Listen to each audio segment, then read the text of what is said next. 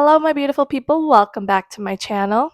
My name's Ashley, and if this is your first time on my YouTube channel, hi, hello, welcome. If you can tell, I'm in a new area. I ended up moving out. So my old background is my old room back at home, and so now I moved out for college, and so yeah, it looks a bit empty because I just like moved recently, so it will get better, but this is the background for now. Yeah, sorry I've not posted in like a month.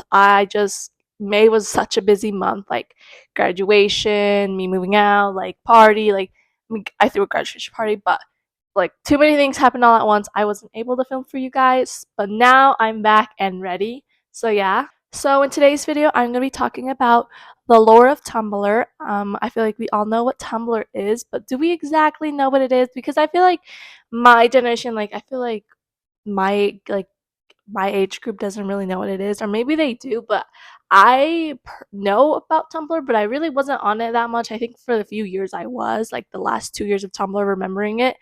But yeah, I'm just gonna give you a rundown and what exactly is Tumblr and the aesthetic it had, like the type of clothing people would wear back in 2014 and 2010. So I'm also going to be talking about those two eras because I know Tumblr had the two different era type, but I will be talking about both.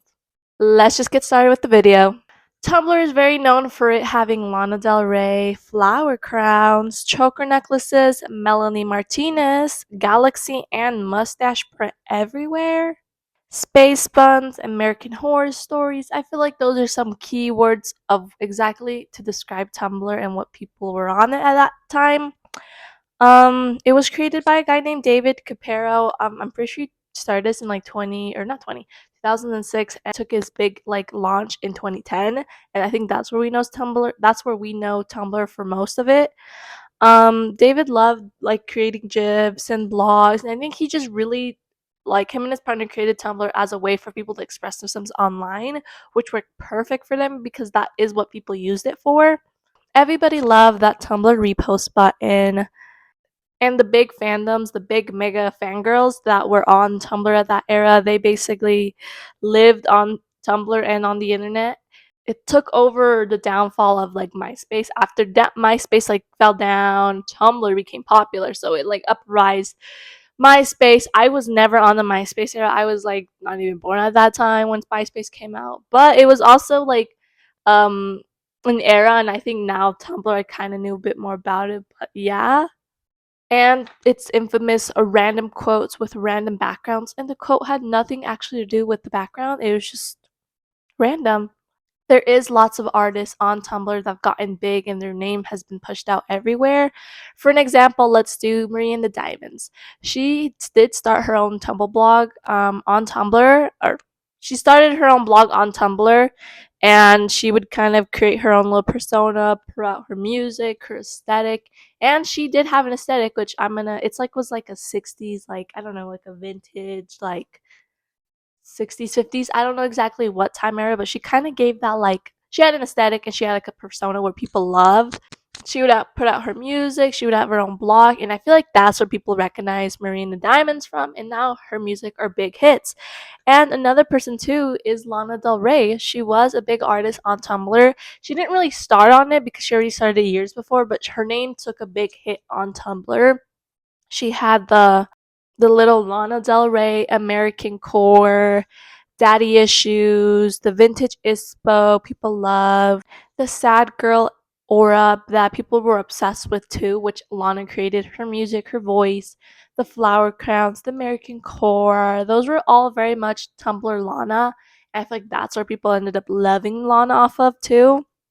And I feel like Tumblr also had a big fandom of the indie pop music too on there. And I know Tumblr had multiple like fandoms and like scenes and like categories, but I'm basically just talking about the most main popular of what people remembered Tumblr as. So that's what I'm basically talking about, just to give you a little heads up because I know Tumblr was huge, so it was just everywhere. But another artist too was like Melanie Martinez. She had a little vintage baby doll aesthetic. She also had a persona that was way different from her actual self, but it was like a persona she created on her music was The background was sad, but it had like a little dark meaning behind some of her songs, and same as like the Lana Del Rey and Marina Diamonds.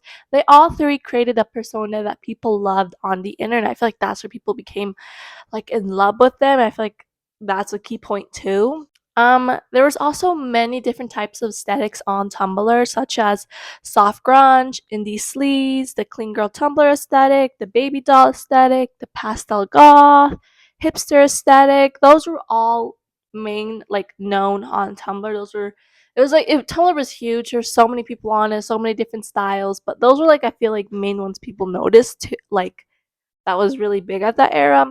And I feel like stores people would shop at that time was like American Apparel, Hot Topic, Forever 21, Urban Outfitters, Brandy Melville. I feel like Brandy Melville came more into 2014, but still, I feel like I would have to give it a mention because it did kind of pop off on Tumblr. But those were like the stores where every girl was shopping at that era. Also, the fashion. Tumblr's fashion was pretty interesting because back then in those days, Tumblr and like the fashion back then lasted longer. Like 2010 and 2015 kind of merged. It did change in 2014, but it still had like the same idea through that whole like time period, like those whole years. And I feel like now fashion is just like in and out, back and forth. Like we can't keep up with a theme basically, and like everything's going in, everything's a micro trend. But I feel back then it wasn't. So I'm gonna name off of some really like popular things people wear back then, such as like the skater skirts. I know like the skater skirts and then the pleated skirts. I remember those. Um Converse were very big at that time too, and Vans, but I feel like mainly Converse. Crop tops, that's where crop tops were kind of introduced, and we were like leaning away from what's it like the MySpace era. Everything was studded. It would be a studded bracelet, studded necklace, studded shoes. Everything was studded. Everywhere, everything. There was also the frame glasses. I like vividly remember this in like elementary, and like I remember like my older cousins would wear like frame glasses, or like kids older around me would wear that, and I thought it was so cool. But at the same time, I was like, it was like dumb because I was like, I actually wear glasses, and you guys are wearing fake glasses. But like the whole nerdy like aesthetic, because I remember that was an aesthetic too, and people would dress up as that for Halloween. But the frame glasses, and specifically if you got the frame glasses from like the blue rated like movies, like those movie glasses, I remember. Skinny jeans were very big back then. Like the indie hipster aesthetic very much used the skinny jeans. Glad those aren't coming back. Please let's not bring skinny jean back because that was horrible. And we can't forget our infamous Doc Martens. They were big too. Everybody was wearing every color they had, every style. Mainly like the combat boots. I feel like people were wearing more at that time. Nowadays, I feel like it's like the loafers and the Mary Janes are people wearing, but back then it was definitely the combat boots. Okay, let's get in specifically. I feel like 2010 had a very like the soft grunge American core lifestyle and the common white girl hipster preppy aesthetic. I remember that. Yeah, it was very much that era. They did have their skinny jeans, their combat boots, their flannels. That was very much that era. But then there was 2014, where I feel like 2014 became very the Coachella, G-Eazy, Tumblr girl, and like at that era, like the common white girl music. I think the common white girl switched to the common white girl music festival girl. Does that make sense? That's where I feel like every like celebrity we know would be heading to Coachella, and like Vanessa Hudgens was such a big like inspo for like Coachella, and like that era is when all that stuff went down, and it was very much the Tumblr, Starbucks, Victoria's Secret, like um California girl lifestyle, the California like the Valley girl aesthetic. I feel like that's what it kind of gives of 2014. I feel like I kind of lived a little bit off of this, but I feel like I lived it off of what's it called? Instagram, like those like Instagram. I forget what the filter's name is, but I feel like that was very much the Tumblr aesthetic that I feel like everybody much remembers. I don't think a lot of people remember 2010, but 2014 was like I feel like nowadays people remember that type of era more. But they were both different, but yet they still were similar. And I feel like back then the micro trends weren't as popular, so it was very easy for people to still reuse clothing, even if like 4 or 5 years later, like 4 or 5 years have passed, it still was somewhat in trend. But there is a dark side to Tumblr. I don't really want to talk about it because I don't want my video to be dark. But there was they did kind of Tumblr did have like the pro ana movement and the ED like glamorization and like the sad girl posting, mental health, like what's her name? Mina Lee, I think that's her name. I'll put her YouTube channel up. She does talk a very like good video on the like rundown of like the dark side of Tumblr if you want to watch that. But I personally won't be getting into it because I want to keep my video light. But yeah, just wanted to get a little note to that. Tumblr did have its downfall. I think the main reason why is because Tumblr did end up changing their censorship. Like everything became censored because back then it wasn't, and so many weird people on. I feel like now they ended up changing it, and like people just didn't really want to go on it because of that main reason. Like, which is good. I mean, I'm glad they changed it, but did lose a bunch of like people on it, and I feel like people also outgrew it probably, and like there was just other like what's it called, other platforms that were getting bigger compared to Tumblr. Um, yeah, I remember my first Tumblr. My account was like 24, not 2014. I was like literally young, but 2017 is when I made my first Tumblr. I used to be really into Wattpads, and at that age, like every like main character in the story was a Tumblr girl. Like every girl, like either 2014 or 2010, every girl had the same style, and like I kind of just like I remember people would like talk about Tumblr on it, and I was like, I'm gonna like get that. I was like, I'm gonna go on the website and make my own account, and I did. And I remember I would always like repost and reblog, but at that time Tumblr was like going down, and so it wasn't as popular anymore back then.